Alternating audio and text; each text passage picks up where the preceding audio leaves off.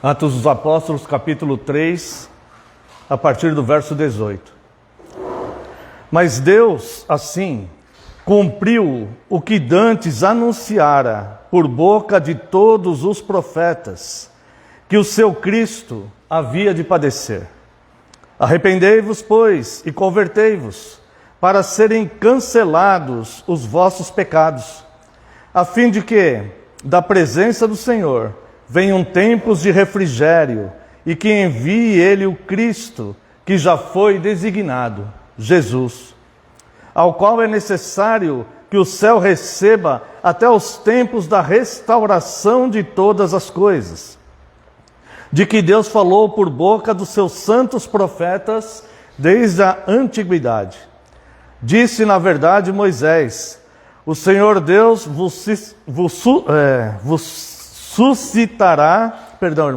o Senhor Deus vos suscitará dentre vossos irmãos um profeta semelhante a mim. A ele ouvireis em tudo quanto vos disser. Acontecerá que toda alma que não ouvir a esse profeta será exterminada do meio do povo. E todos os profetas, a começar com Samuel, assim como todos quantos depois falaram, também anunciaram esses dias. Vós sois os filhos dos profetas e da aliança que Deus estabeleceu com vossos pais, dizendo a Abraão: na tua descendência serão abençoadas todas as nações da terra. E tendo Deus ressuscitado o seu servo, enviou primeiramente a vós outros para vos abençoar, no sentido de que cada um se aparte das suas perversidades. Irmãos, esse texto, ele tem a ver com o fato de que toda a Bíblia se refere a Cristo. Toda a Bíblia. Desde a primeira palavra do primeiro livro da Bíblia até a última palavra do último livro da Bíblia, a essência, o motivo, a profecia, tudo é Cristo. Nós vivemos tempos em que instituições, enquanto igrejas, separam o Antigo Testamento do Novo. É como se o Antigo Testamento fosse uma coisa, e o Novo Testamento fosse outra, e as coisas do Antigo Testamento já tivessem passado todas, e hoje nós vivemos somente o Novo Testamento, confundem isso com a Nova Aliança. E isto, na verdade, irmãos, ele procede de uma heresia chamada maniqueísmo, que surgiu muitos séculos antes. Na verdade, a Bíblia inteira é a revelação da palavra de Deus e a única regra de fé e prática da Igreja de Cristo. Não o Novo Testamento é a regra de fé e prática, mas sim a Bíblia inteira, contextualmente. Então nós vemos aqui nesta passagem que todos os profetas, o apóstolo Pedro aqui ele está fazendo um sermão, pregando a Cristo logo após o momento do Pentecostes, e ele está dizendo aqui que todos os profetas, veja bem, no original está mesmo todos os profetas anunciaram que Cristo iria padecer dores. Nós sabemos que a nossa fé, a nossa salvação foi através do sofrimento de Cristo. O autor da nossa fé construiu a nossa fé através do seu próprio sofrimento. E isso para nos resgatar. Então Pedro, ele diz a palavra de ordem do Evangelho: todo aquele que deseja com sinceridade de coração servir a Cristo, ele deve observar o que o apóstolo Pedro, ele diz aqui no verso 19: arrependei-vos, pois, e convertei-vos, para serem cancelados os vossos pecados. Então entenda que o ensino bíblico é que o pecado faz separação entre o homem e Deus, e o pecado irá condenar o homem. E todos pecaram, todos nós pecamos, todas as pessoas que já nasceram em todas as eras, todos pecaram e foram destituídos da glória de Deus.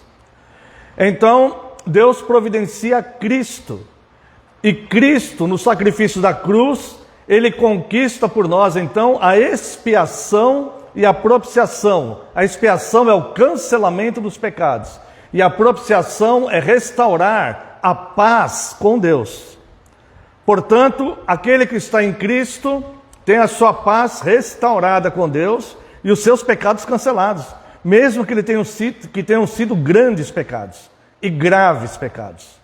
Mesmo assim, se ele está em Cristo, ele tem os seus pecados cancelados. E ele tem novamente a paz com Deus. Quem não está em Cristo ainda é réu de condenação dos seus pecados, mesmo que sejam pecados leves e não graves. Se ele não está em Cristo, um único pecado é suficiente para condená-lo eternamente. E ele não tem a propiciação, ou seja, não foi apaziguada a ira de Deus com relação a ele. Então ele continua filho da ira, aguardando a ira de Deus que se manifestará, seja na volta de Cristo, ou seja, quando Deus recolher esta pessoa e seu espírito voltar para Deus. Então, a palavra de ordem do Evangelho é arrependam-se, porque Cristo, a mensagem bíblica é Cristo. Desde o início, todos os profetas profetizaram sobre Cristo. E também o Novo Testamento, que fala os Evangelhos e as doutrinas da igreja que o próprio Cristo deu para os seus apóstolos. Então aqui no verso 20, nós vemos algo interessante. A fim de que da presença do Senhor venham tempos de refrigério e que envie Ele o Cristo que já foi designado, Jesus. Então veja bem que a fim de que da presença do Senhor venham tempos de refrigério. Isso aqui é totalmente o oposto do efeito do pecado. Se você ler lá Davi no Salmo 32 e também no Salmo 51, ele fala coisa semelhante. Ele fala: enquanto calei meu pecado, envelheceram os meus ossos. A minha alma era como sequidão de estio. Sequidão de estio é aquela terra seca, né? Imagina um local onde fica meses sem chover, que tem aquela terra árida, seca, que não pode produzir nada. A minha alma fica como sequidão de estio, os meus ossos envelhecidos, meus gemidos constantes dia e noite. Essa é a consequência do pecado.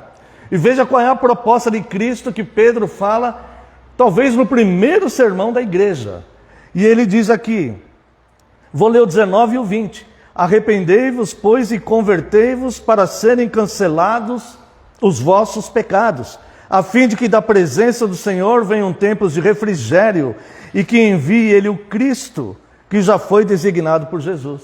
Então, na presença de Jesus, quando estamos em Cristo, o efeito é totalmente o contrário do efeito do pecado, que envelhece os nossos ossos, que produz em nós gemidos constantes, que é a infelicidade, a insatisfação na vida, a tristeza e tantos outros sentimentos e elementos que um ser humano pode passar. Em Cristo é o oposto, tempos de refrigério, independente de circunstâncias.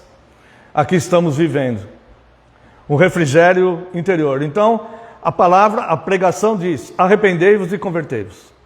E para finalizar esse momento aqui de confissão, irmãos, este arrependimento e conversão, ele deve ser constante na vida do cristão. Infelizmente, existem os que ensinam que uma vez que nos convertemos, não precisamos mais pedir perdão por pecados. Isso não corresponde à Bíblia. Nós devemos pedir perdão pelos pecados constantemente. Não basta uma oração de conversão há 35 anos atrás. Nós precisamos nos arrepender dos pecados que cometemos ontem. Talvez até hoje de manhã já tenhamos pecados. E nós precisamos nos arrepender e confessar e nos convertermos todo santo dia a Deus.